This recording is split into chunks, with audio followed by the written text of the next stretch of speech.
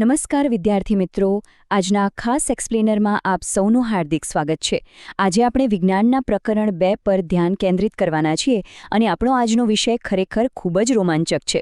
આપણે આપણી આસપાસ રહેલા દ્રવ્યોના રૂપાંતરણના રહસ્યને ઉકેલવા જઈ રહ્યા છીએ।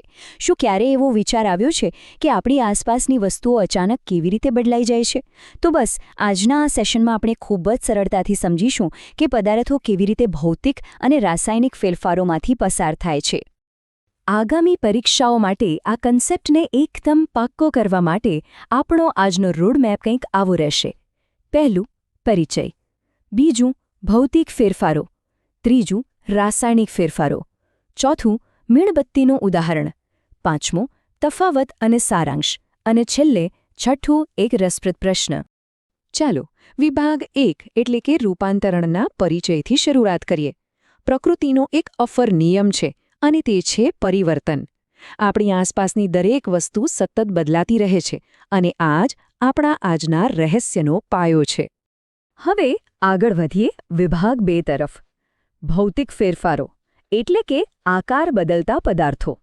આ એવા ફેરફારો છે જેમાં પદાર્થ પોતાનો આકાર તો બદલે છે પણ પોતાની અસલી ઓળખ ક્યારેય નથી ગુમાવતો। તો ભૌતિક ફેરફારને આપણે કેવી રીતે સમજી શકીએ? સરળ શબ્દોમાં કહીએ તો આ એવો ફેરફાર છે જ્યાં માત્ર પદાર્થનો બહારનો દેખાવ બદલાય છે।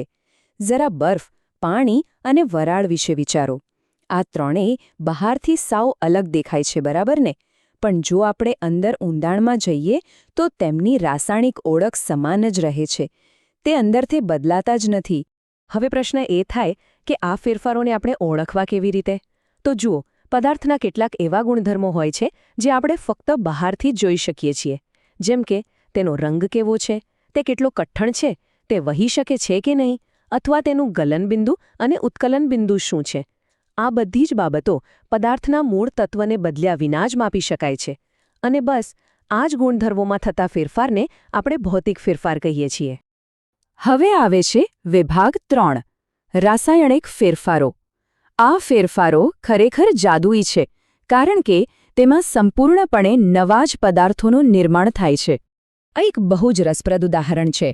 રાંધણ તેલ અને પાણી બંને પ્રવાહી જ છે, ખરું ને?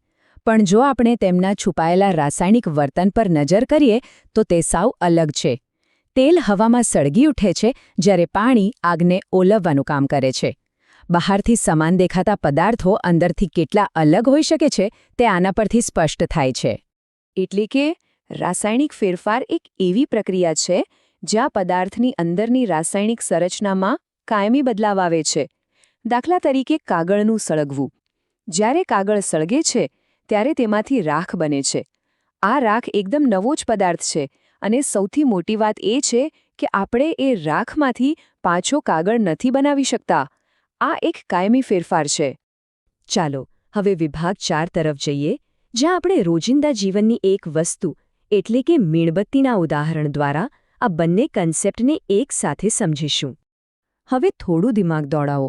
જ્યારે આપણે મીણબત્તી સળગાવીએ છીએ ત્યારે વાસ્તવમાં શું થઈ રહ્યું હોય છે? શું આ માત્ર એક ભૌતિક ફેરફાર છે કે પછી રાસાયણિક? જરા વિચારો। અને સાચો જવાબ છે બંને। હા, બિલકુલ સાચું સાંભળ્યું। મીણબત્તી સળગે ત્યારે ભૌતિક અને રાસાયણિક એમ બંને ફેરફારો એકસાથે થાય છે। જે મેણ ગરમ થઈને પીગળે છે તે ભૌતિક ફેરફાર છે કારણ કે તે પીગળ્યા પછી પણ મીણ જ રહે છે, પરંતુ જે વાટ સળગીને આપણને પ્રકાશ અને ધુમાડો આપે છે તે રાસાયણિક ફેરફાર છે કારણ કે ત્યાં સંપૂર્ણપણે નવો પદાર્થ બની રહ્યો છે। છે ને અદ્ભુત? હવે જોઈએ વિભાગ 5, તફાવત અને સારાંશ। પરીક્ષાની તૈયારી માટે આ આપણી સૌથી અગત્યની ચીટ શીટ સાબિત થવાની છે। આ કોષ્ટક પર ધ્યાન આપો।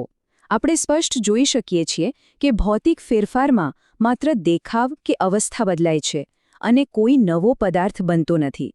સૌથી અગત્યની વાત એ છે કે તે મોટાભાગે અસ્થાયી હોય છે, એટલે કે તેને ઉલટાવી શકાય છે।